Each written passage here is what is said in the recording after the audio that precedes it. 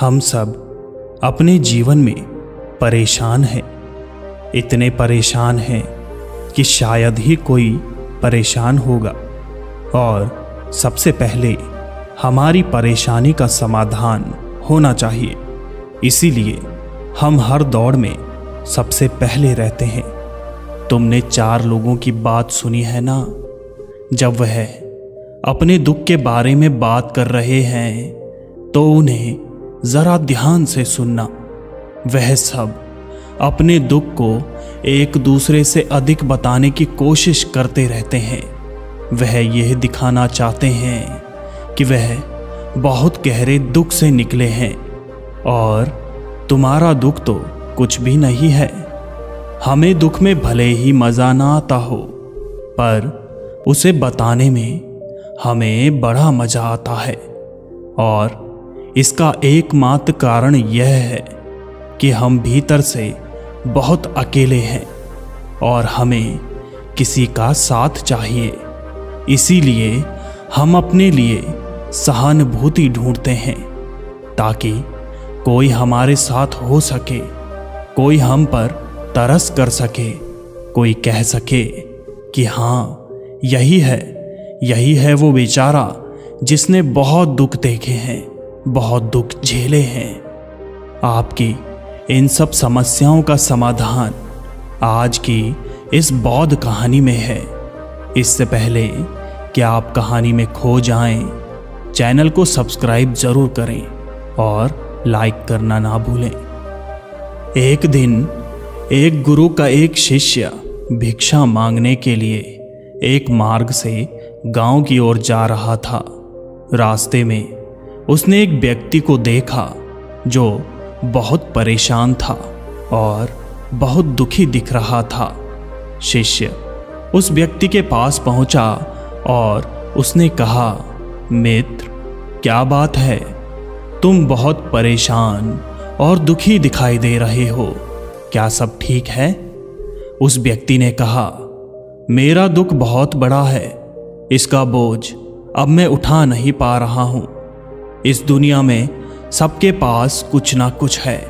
परिवार है, मित्र है, प्रेमी है, प्रेमिका है, माता पिता है, बच्चे हैं, कुछ नहीं तो शत्रु ही सही।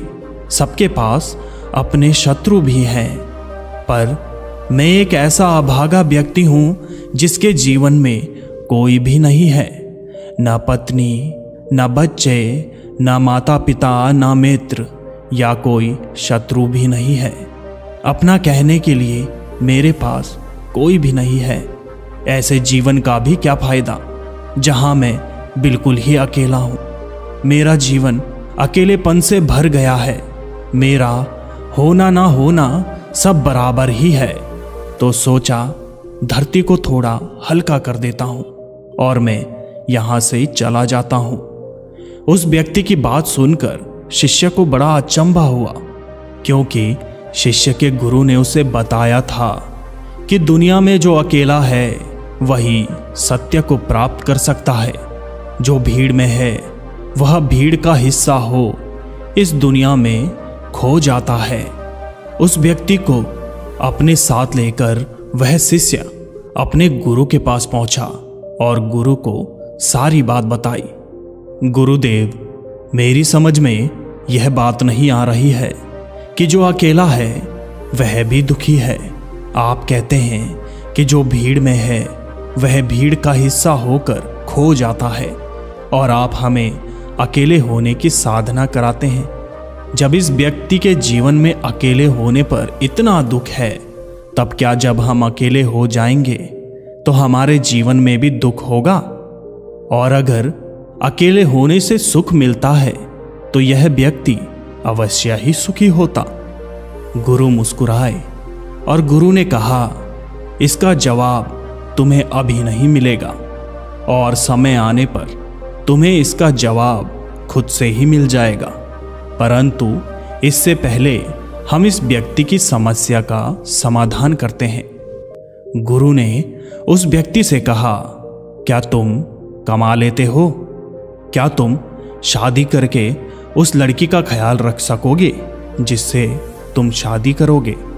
व्यक्ति ने कहा, हाँ गुरुदेव, मैं अच्छा खासा कमा लेता हूँ, इतना कि अपनी पत्नी और बच्चों का अच्छे से ख्याल रख सकूं। गुरु उस व्यक्ति को एक ऐसे व्यक्ति के पास लेकर गए जो बहुत ही गरीब था और अपनी लड़की का विवाह कराना चाहता था, परंतु अपनी गरीबी के कारण वह ऐसा नहीं कर पा रहा था।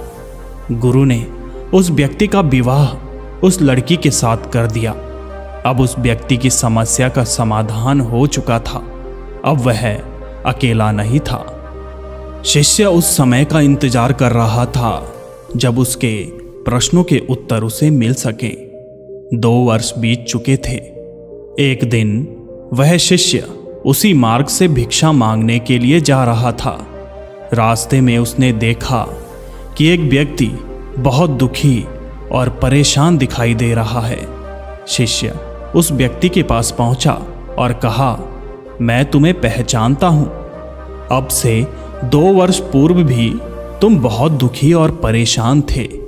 तब तुमने कहा था कि तुम बहुत अकेले हो, इसीलिए बहुत दुखी हो और परेशान भी हो।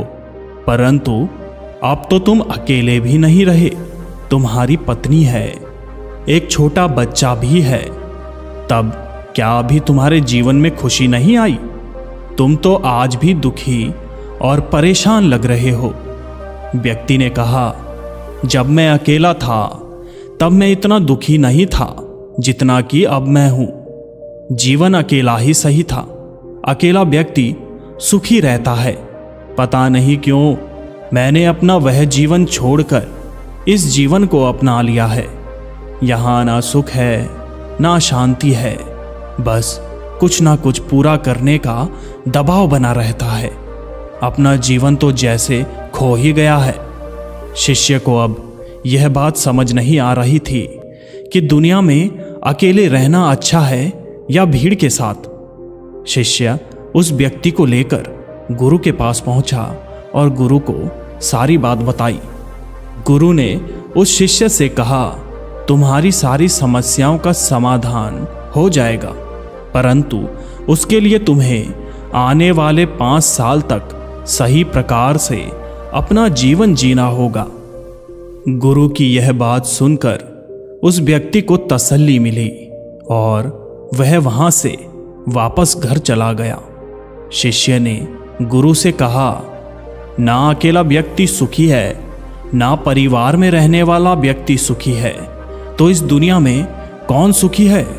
गुरु ने कहा, तुम अपनी साधना पर ध्यान दो।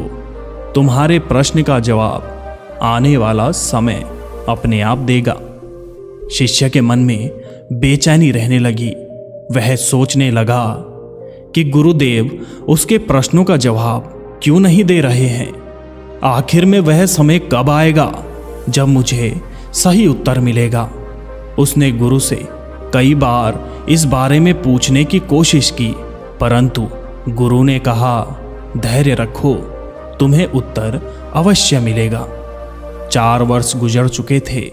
शिष्य भिक्षा मांगने के लिए गांव में पहुंचा। उसने एक घर का दरवाजा खटखटाया। भीतर से वही व्यक्ति बाहर आया जो बहुत दुखी और परेशान रहा करता था। शिष्य को देखकर वह व्यक्ति बड़ा खुश हुआ और उसे भीतर बुला लिया और भोजन कराया। शिष्य ने पूछा, क्या अब तुम अपने जीवन में सुखी हो? अब तुम्हें अपने परिवार से कोई समस्या तो नहीं है? उस व्यक्ति ने कहा, नहीं, मैं खुश हूं। अपने परिवार से मुझे क्यों समस्या होने लगी? वह मेरा ख्याल रखते हैं, मैं उनका ख्याल रखता हूं। कभी कभी कुछ कहा सुनी हो जाती है, पर यह तो हर घर की कहानी होती है। छोटी छोटी बातों में भी खुशियां छुपी होती है। और अब तो केवल मैं यही सोचता रहता हूं कि अपनी जिम्मेदारियों को पूरा कैसे करूं। पत्नी की जिम्मेदारियां हैं, बच्चे की जिम्मेदारियां हैं, और अब तो मेरे 2 बच्चे हैं, दोनों की जिम्मेदारियां हैं। उन्हें कामयाब इंसान भी तो बनाना है। सब अच्छा ही है।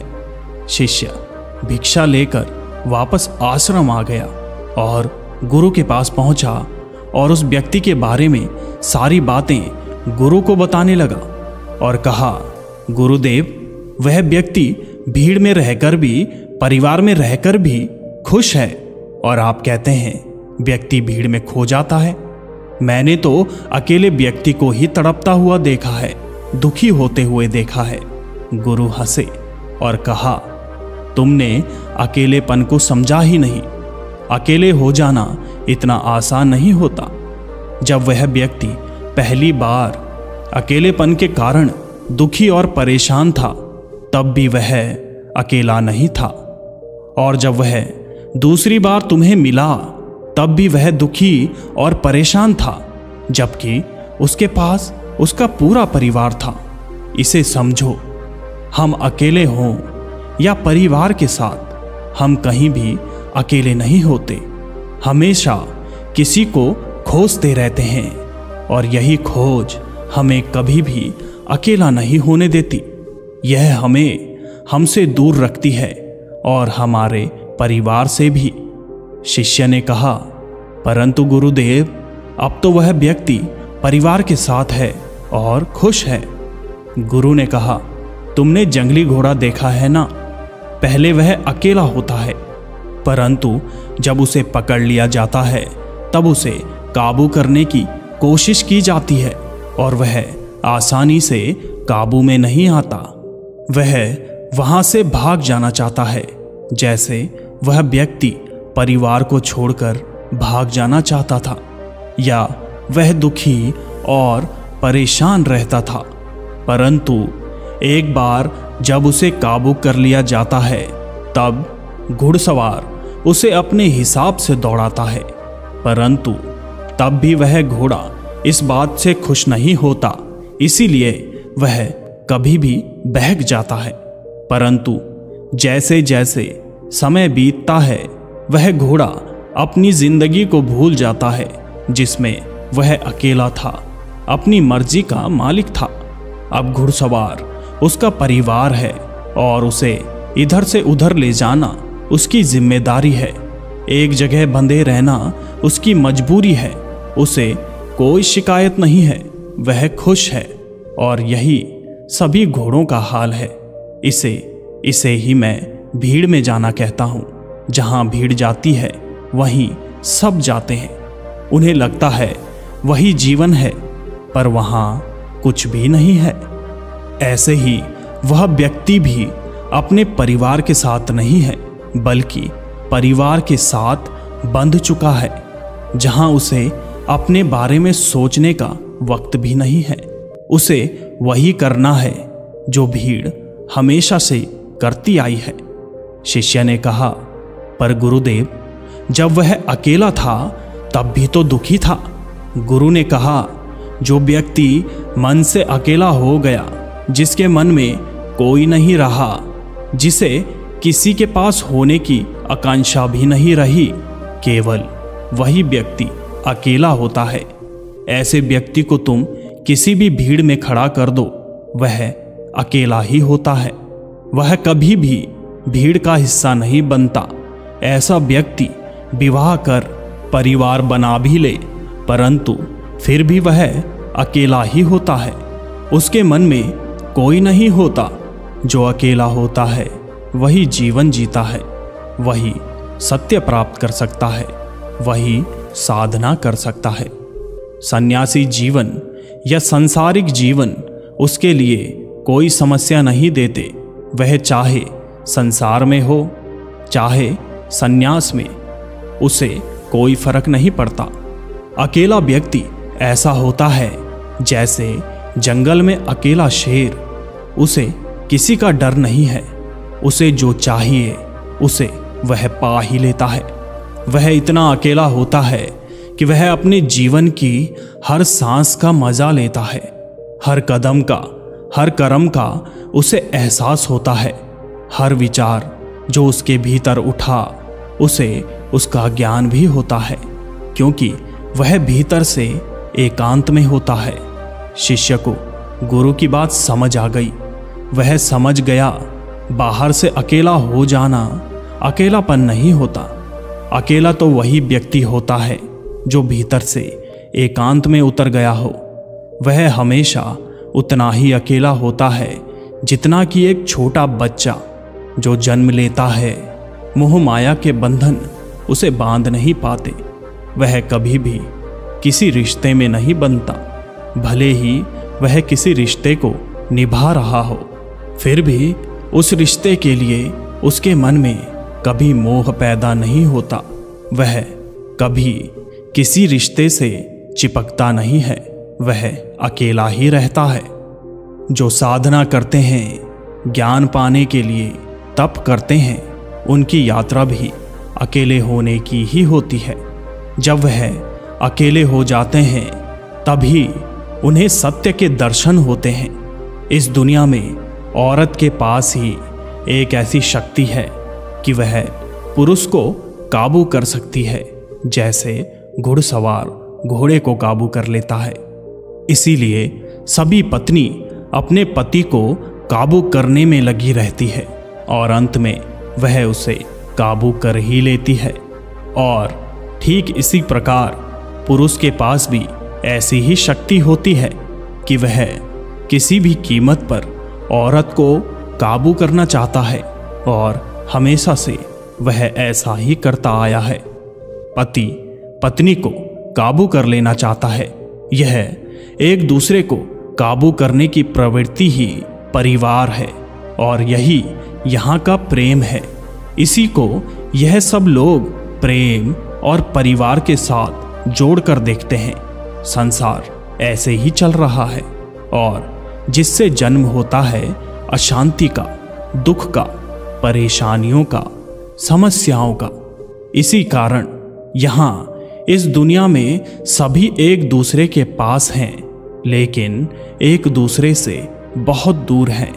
परंतु जो अकेला है वह सबसे दूर है, परंतु उससे नजदीक कोई किसी के नहीं रहता।